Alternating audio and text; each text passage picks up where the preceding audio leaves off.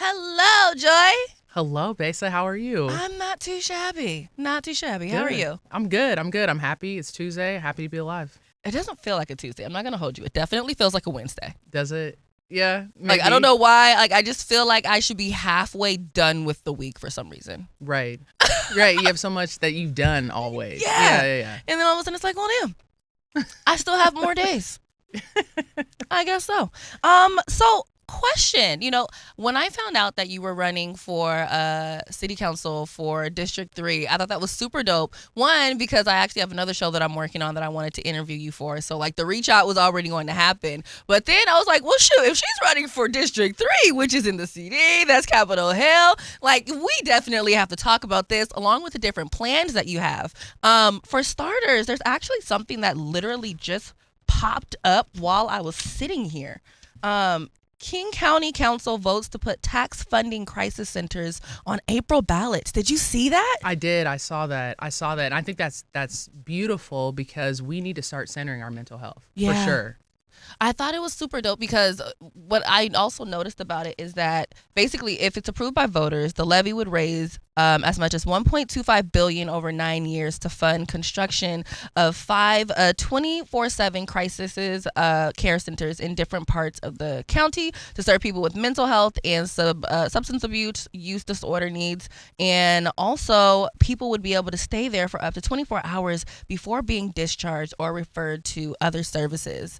And so I kind of wanted to talk to you about that and your thoughts on that, and just also your personal plans for what you would want these care centers to look like, because I think it's something that we really need everywhere. Like we have a lot of homelessness, but then a lot of times, and I was talking to Gramai about this a couple days ago. I feel like a lot of times when people are homeless, that's kind of when you're able to just get into doing a lot of things. You don't really have a lot of resources. And then sometimes you're going to do drugs to where you can just forget the things that you're even dealing with right now. Right. So do you have any plans within your plans for if you were to actually be elected for these things outside of that, of course? No, absolutely. I think community wellness is what I like to call it because it's so important for us to center, number one, our mental health. We saw during the pandemic, we saw a lot of things, people falling through the gaps.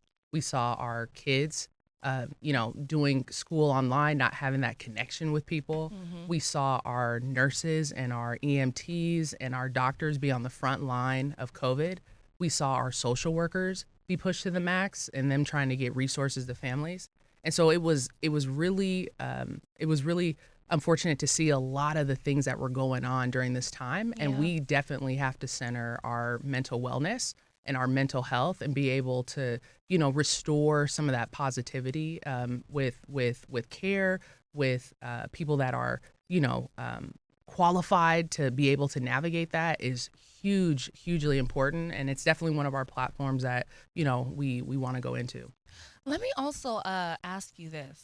How does Joy protect her mental health these days? Yeah, that's a great question. Music. I think music is everything. Music is life. Music is fuel. It is medicine. So I just go on and I listen to a bunch of amazing Stevie Wonder, Jill Scott, Anita Baker. I'm a little old school, right? Erykah Badu. Something vibey. Moonchild, right? I kind of just get into that zone for mental health. I also don't read the comments online from stuff.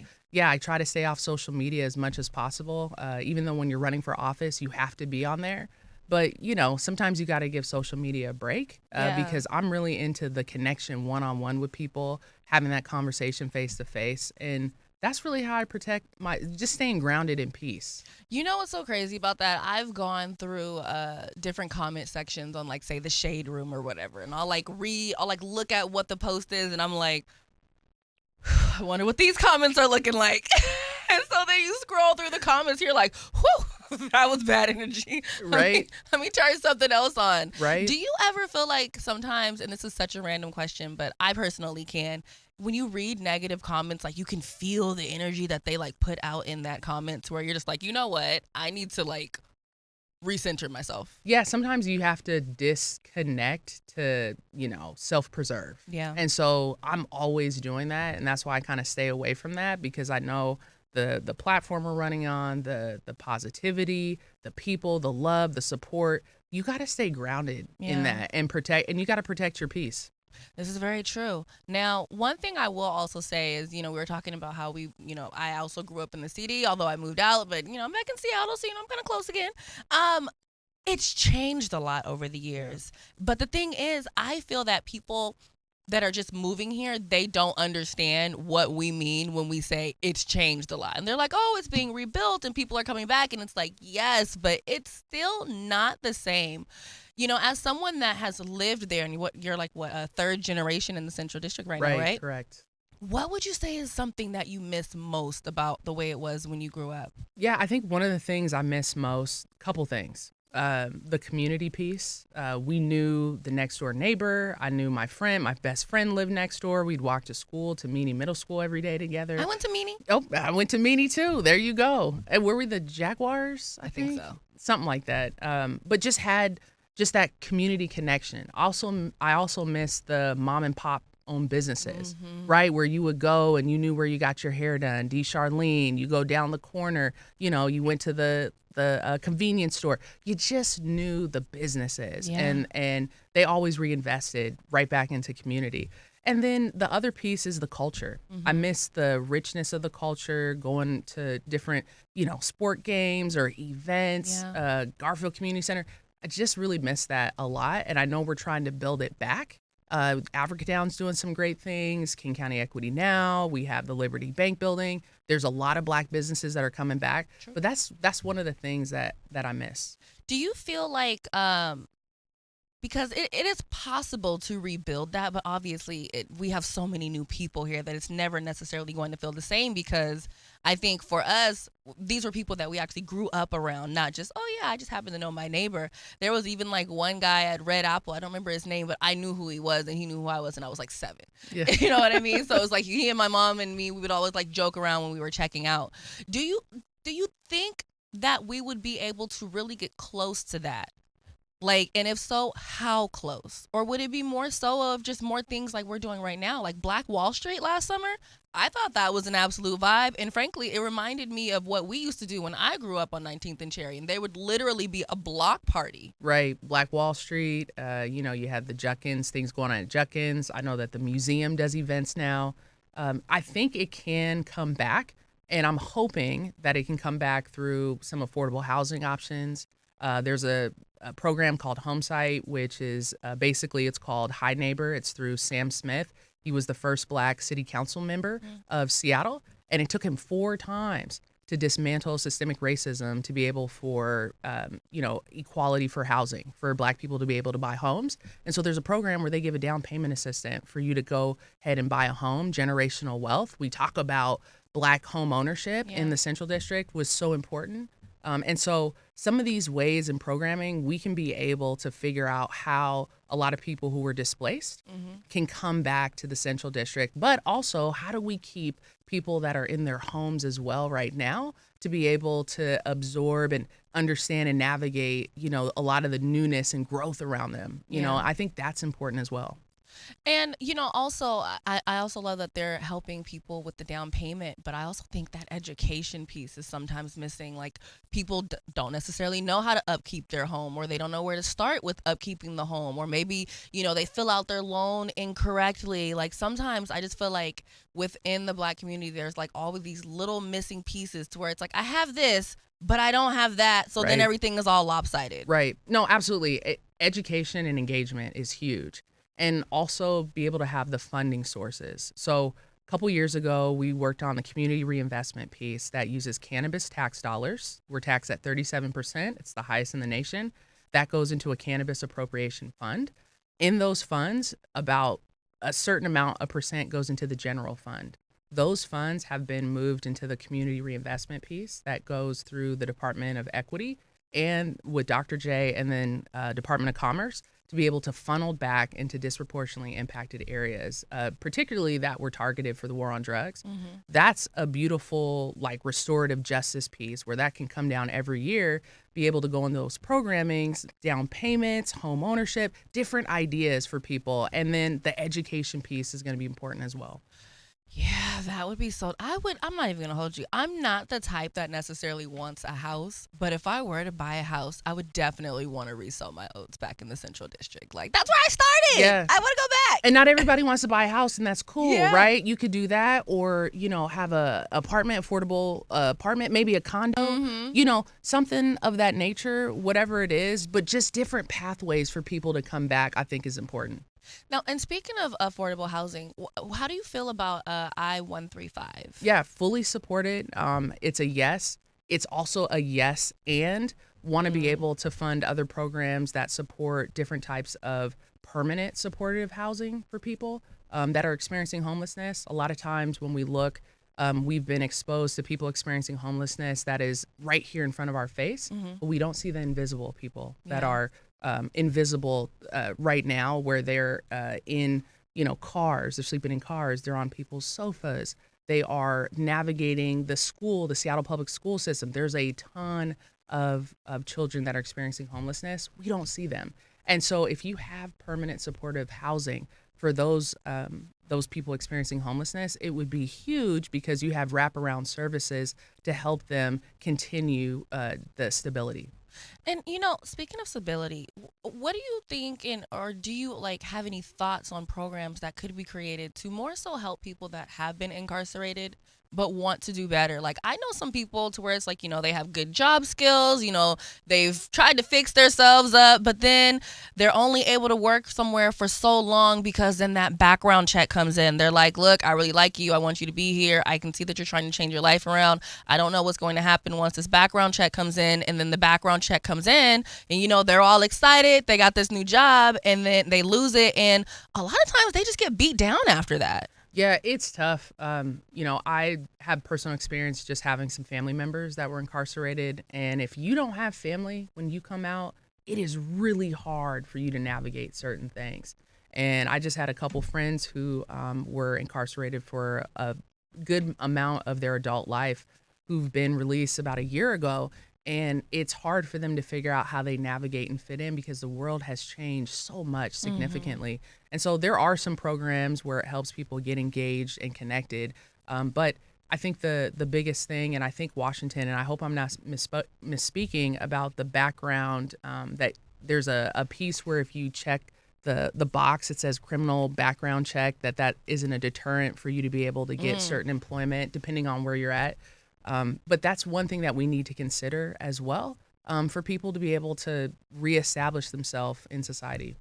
And also with society, food is mad expensive these days. And I was watching a presentation that you recently did where you talked about like the age of farmers, they're getting older. People aren't, really starting at a young age. Like, people are really starting at the age of 35, which again, pretty soon they're going to get older very, very fast. Do you have any plans to inspire this next generation of teens, whatever, to become farmers? Because, yeah, it's real expensive in these stores. It's huge. So just to put in perspective, inflation and food costs have gone up significantly, between 11 and 15%. That's a lot. You hear stories about people going into Mexico and buying eggs and bringing them back into California just because of how expensive food is. Wow. And the average age of the farmer is 59 years old in the United States. And one of the things that I always talk about is how we need to get back to growing food sovereignty, food justice. Food is going to be huge in the United States, and I think what we've seen with climate change, with the drought, the United Nations projects that we need to grow 50% more food by 2050.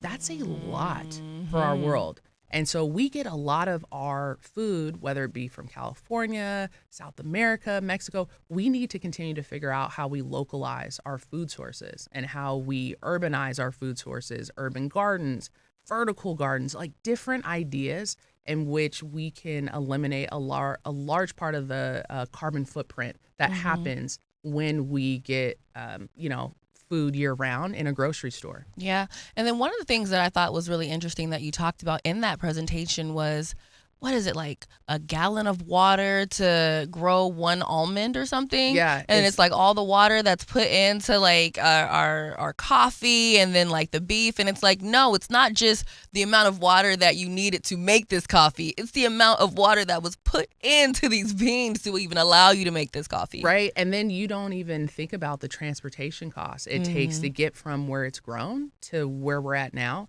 And I think one thing we don't realize, you can walk into any grocery store and get any fruit year round. That doesn't happen any other place. You know, that's really it's very interesting to be able to see that. And so we have to figure out how we localize our food sources and have food access points for people, because food is a right. Everyone deserves the right to fresh food. And then also to where they don't have to only be in a certain area to get it.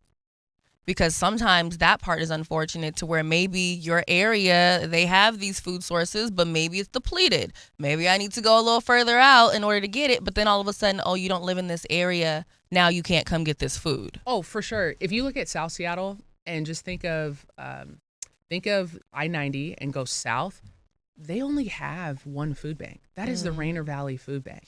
If you go anywhere north, you see, or even the Central District, there are a ton of food access points.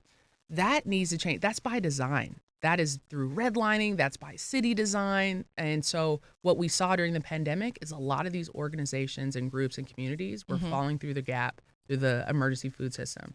And so we need to figure out how we continue to push the envelope of having more grocery stores in close places, food access points. How are we lowering the costs and the barriers to food, and supporting our food banks as well. And, you know, you brought up redlining, and I'm curious to know, with the redlining, there's parts of it that says no food banks in this area too? It's not necessarily that, but you know, when they're designing and figuring out where funding goes, you know, sometimes they'll say like a zip code. They do it by zip code. And so if you do it by zip code, like 98118 zip code is a tremendous amount of people. That's Beacon Hill, that's South Seattle, that's kind of going up Skyway a little bit, Upper Rainier Beach. You know, they design it like that. And so, you know, we need more food access points, particularly in the South End. Wow. Now, and so that obviously would come from funding, which is probably why a lot of the times it's actual community people coming together and going to the grocery stores and taking their own money. And I can't remember who you said it was, but there was a Latinx organization, I want to say that you said it was, and they would go around and drop off food like along the freeway or something like that. Oh yeah, they were Culturas Unidas, and what they would do is they would go. Food gleaning is basically when you go to a grocery store and you rescue the food before it's thrown away. Perfectly good food. So they would go. This gentleman named DJ, shout out DJ, phenomenal dude. He would go to different grocery stores in a huge semi truck and just go gleaning off of different grocery stores. And then they would go ahead and put out the word to different people, particularly the people who were didn't have an ID. Maybe they were undocumented.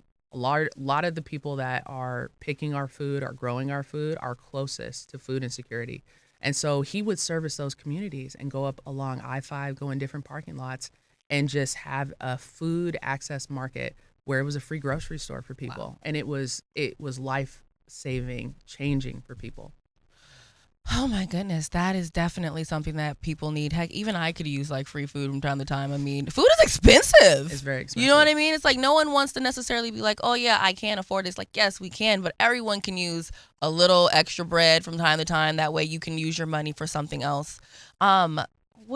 Question. One, how hopeful are you that we are going to be able to get the food crisis out here a little bit more under control? I'm hopeful, and the reason why is because working in the space that I do, there are phenomenal minds who are at the forefront in figuring out how we solve some of this. So, you know, figuring out using electric vehicles, right? Electric trucks, figuring out how we lower the barriers to access food, meaning no ID, no light bill to show that you live in a certain zip code, just kind of having that free access to food. You know, erasing some of the stigmas of food insecurity. I don't know if anyone's ever gone to Ballard Food Bank, but it looks like a new PCC. Like it's a very amazingly designed, or Bird Bar, up on the hill in the central district. They have a phenomenal market and it looks amazing. And so we're trying to shift people's perspective of what a food bank could be of a market. I'm actually not mad at that because, honestly, growing up, when you think food bank, you think you're going into like this, basically like in a room and everyone's in a line, everyone has their bags, very unglamorous, if you will. But I think to make it look more like comfortable to where it's like, okay, I know this isn't really a grocery store, but this is basically a grocery store. I think people would feel, I don't know, maybe even more inclined to donate and put something towards it to help the next person. Absolutely. It's like dignity, serving people with dignity, making the space beautiful where people feel like, it's not leftover food. Like this is good food that nourishes you. People are going to take care of things that nourishes them. And so when you have these nice spaces, they're going to make sure that it's well stocked and it continues to be these community spaces. And then also, like, one more thing on food. If we have to grow an additional 50% of food that quickly, obviously we need more growers. How hard do you think is going to be to make farming quote unquote cool? Because I feel like that's what needs to happen for more youth to do it, to where it's like, why would I want to do that? I can just go here and get my food. Right. But it's like pretty soon we're going to have a huge food issue, especially after the pandemic, or shall I say during the pandemic, when they had all that food destroyed. I feel like we're still suffering from that a little bit. We are. You saw a lot of manufacturers go down in their SKUs about how many products that they produce. So maybe a manufacturer would produce 30 different products. Now they only do 10, right? Or 5. It just really depends. I think the one thing that we have to do is engage our youth at an early age, showing them what food is, how to germinate a seed, how plants grow, just getting them connected and engaged and showing them how cool it is. Because I think being a farmer is really, really cool. You get to be connected to the earth. You get to grow something with your hands. You get to do something where you get to learn. Being a farmer is like one of the hardest jobs on the planet. And I think if we can engage our youth at a younger age, that's going to be key.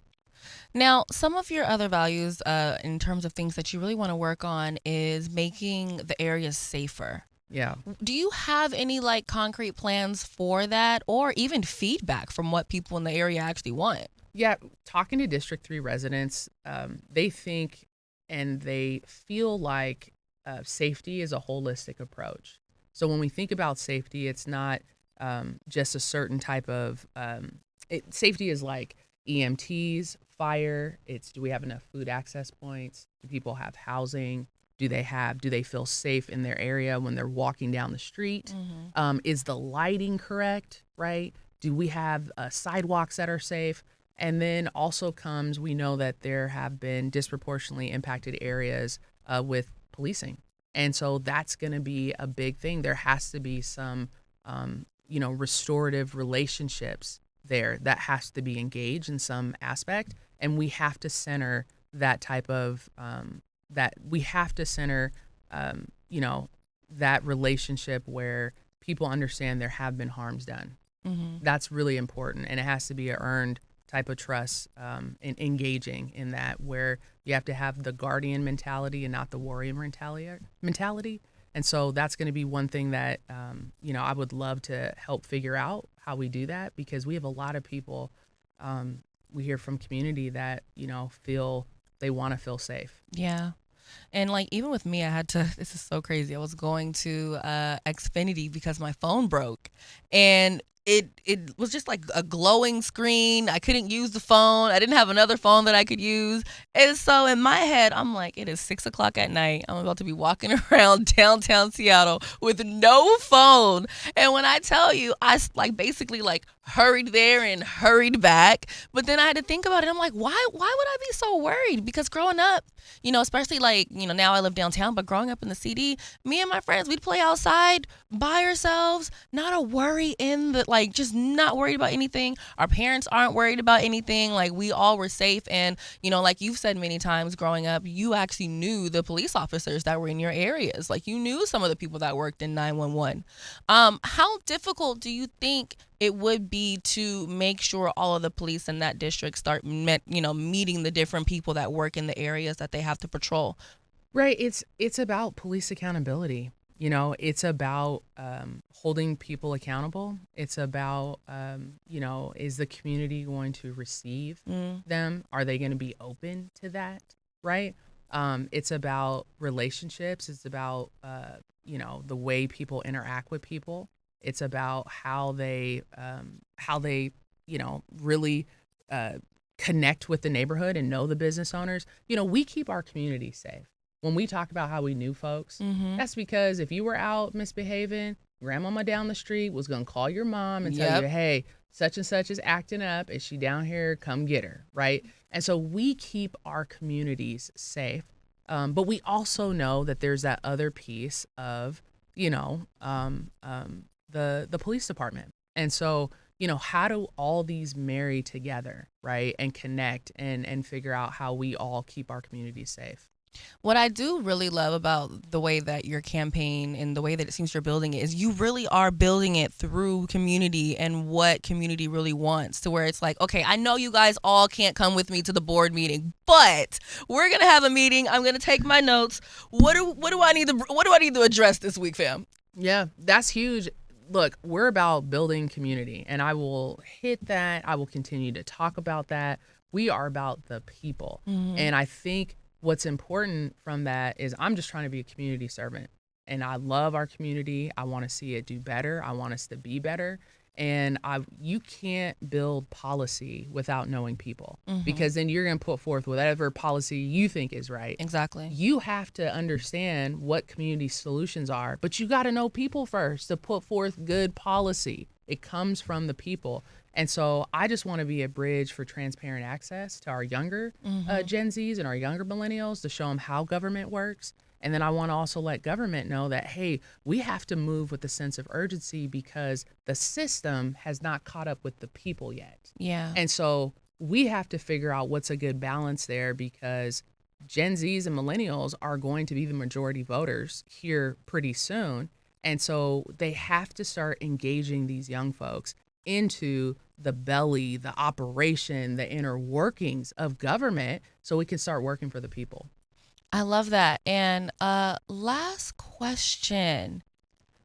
If you could put a community center anywhere within your district, where would it be? And what would you say would be the focal point of that community center? Easy. It would be the SVI building, right? And returning that into a trade school for our young folks to be able to figure out different trade ideas that they wanted to do, right? Whether it was construction, whether it was, if they're a dental hygienist, that building was on and popping back in the day. And I know a lot of people that went through SVI, Seattle Vocational Institute, for those people who don't know, but we got a lot of newbies out here. My bad. That was the building. But it also, I will say this, I also would marry it to a community center that would also have access for sports, because I'm a sports fiend. Like, I love sports, but I think we already have enough of community centers that have basketball courts, just more access time for people. But it would definitely be a community center that would engage our youth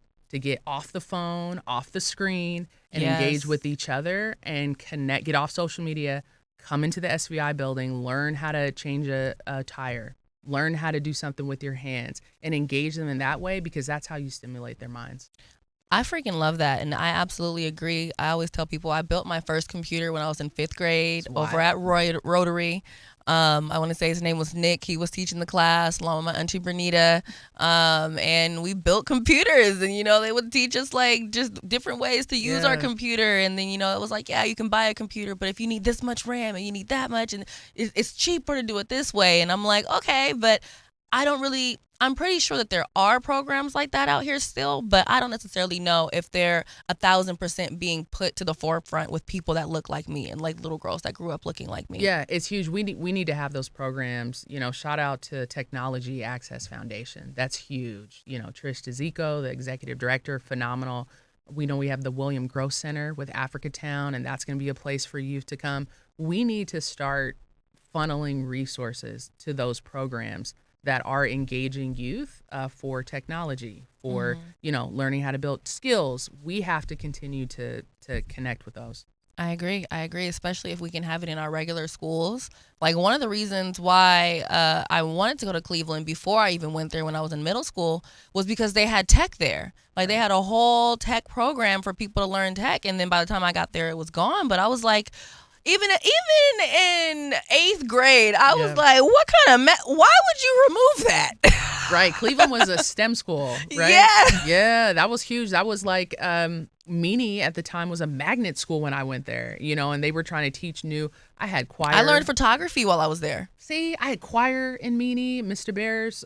We had art class. We had we had play. Like we had all these arts and culture things, which are so important. And a whole community center right behind the school. Right, Miller, with tennis courts and a play field. Now it's a beautiful play field that's been turfed. So it's no more grass. It got nice turf and spotlight lights where it can stay open till, certain amount of time. I think Seattle parks have to turn it off at a certain time. But yeah, we had good times.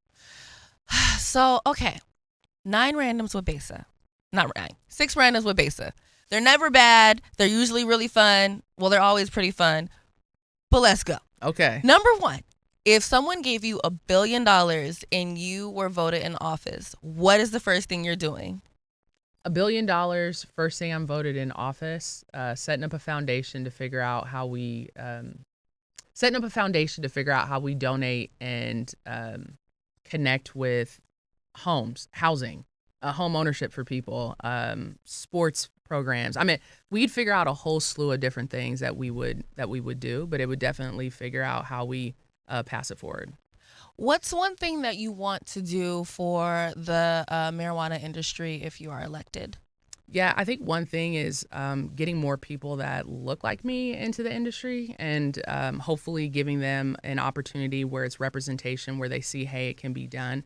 And so, one of the things it'd be that restorative justice piece where you're using those cannabis tax dollars to reinvest in community. I think that's one of the things we're most proud of, creating that generational wealth for people. What is your favorite place to eat at in the Central District?